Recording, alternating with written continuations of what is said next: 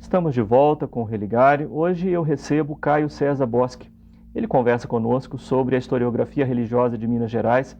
Particularmente, ele comenta um trabalho importante que foi publicado recentemente sobre o cabido da Sé de Mariana.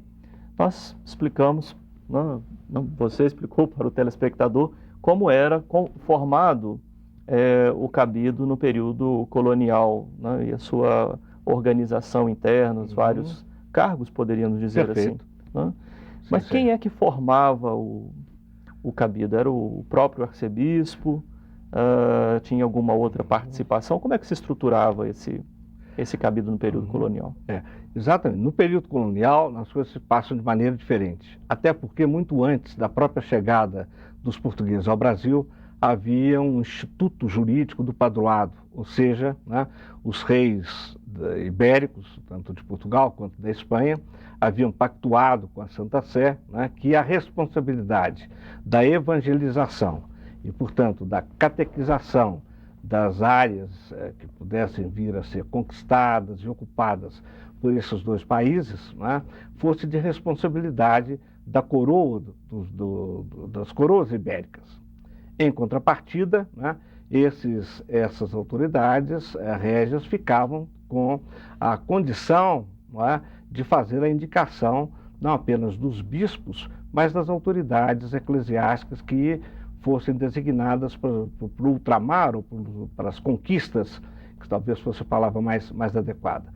Por isso mesmo, então, o próprio bispo já era designado a partir de uma indicação que partia, né, de Lisboa para a Santa Sé, onde ela é praticamente chancelada. Não conheço nenhuma indicação que, partindo, né, da coroa portuguesa, tivesse sido negada pela Santa Sé e, por extensão, as autoridades eclesiásticas nas diversas colônias, tanto da Espanha quanto de Portugal, eram também designadas pela coroa. Portanto, a composição do cabido não era uma responsabilidade do bispo, mas sim do rei de Portugal. Não é? Quer dizer, não é uma questão de chancela, é mesmo de designação. No entanto, né, a designação não é pessoal, de uma vontade própria do rei. Ela se fazia também porque, evidentemente, uma questão de proximidade com as autoridades, né, um apadrinhamento, que a gente poderia chamar, na linguagem atual, de um lobby que se pudesse fazer, né, implicaria na designação de uma ou outra dessas autoridades, seja para a composição do cabido, seja para a indicação e principalmente para a designação dessas 4 dignidades. Mas o importante assinalar é que havia um concurso, a chamada oposição, ou seja, na vacatura de um desses cargos, né, se fazia a abertura 3 dias após o sepultamento. Havia então um edital que ficava aberto durante 30 dias e que era amplamente divulgado vamos dizer, na jurisdição daquela diocese, para que as candidaturas se propusessem.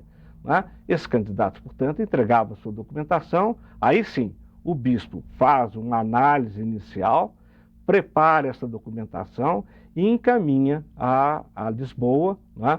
Seja para a mesa da consciência e ordens, né, se pronunciar a respeito e preparar aquilo que a gente chama de consulta, tanto no âmbito dessa mesa da consciência e ordens, que eu já disse que é o órgão encarregado das questões religiosas e eclesiásticas, das questões de consciência e de fé, seja também pelo Conselho Ultramarino.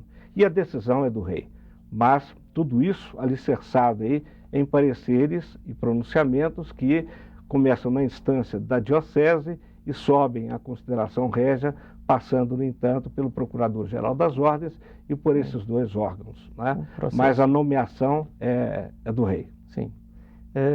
No caso dessa documentação, você disse que o cabido ele cuidava da administração das liturgias da catedral, mas também do entorno político, da vida eclesiástica, ou não sei se entendi mal, Não, né, que ele também alcançava essa dinâmica social e política da Sé.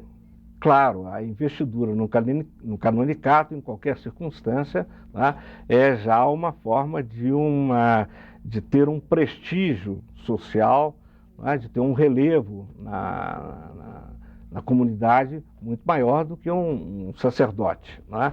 Até porque muitos desses sacerdotes locais, formados nos seminários diocesanos, se habilitam nessas chamadas oposições ou candidaturas ao canonicato, né? Então, há uma presença social que é inegável. E entenda também que muitos desses cônegos se salientam na vida intelectual.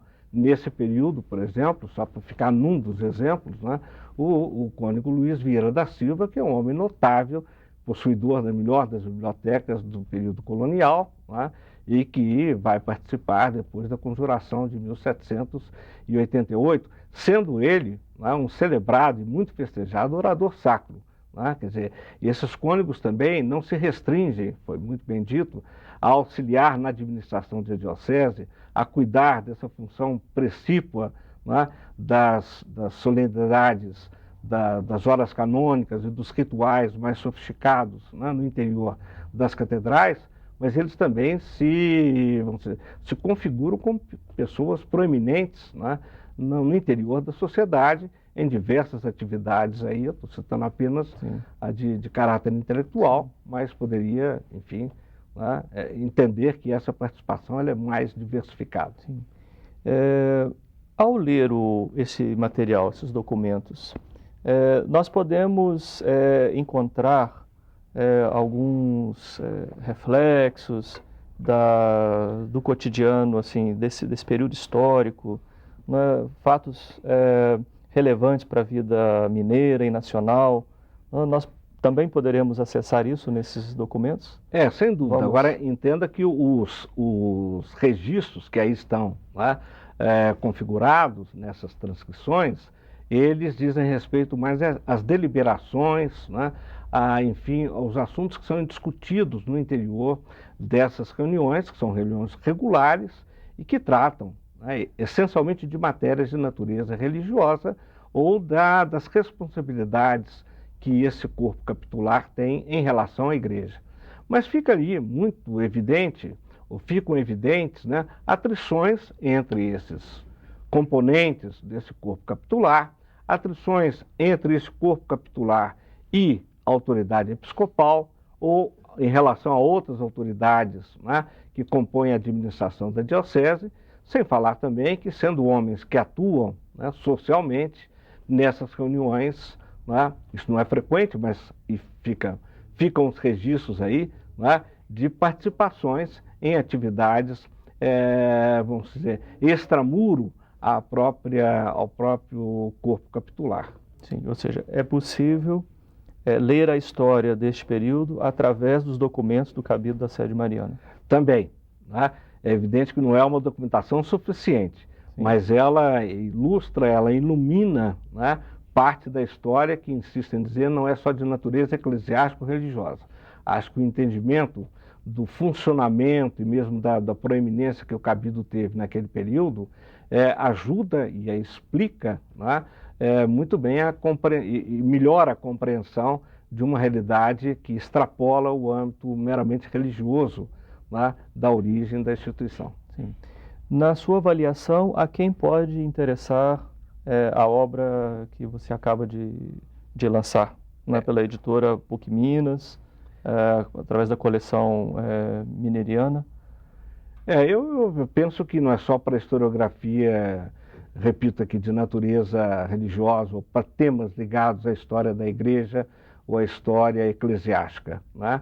Pelas deliberações que são tomadas e pela atuação que essas dignidades e cônegos têm, né, na sociedade colonial, essa é vamos dizer,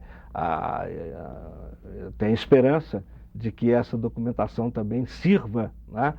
Pelo menos eu me nutro muito dela, me alimento muito dela para explicar ou para tentar compreender outras realidades que transcendem o âmbito meramente religioso ou eclesiástico. Né?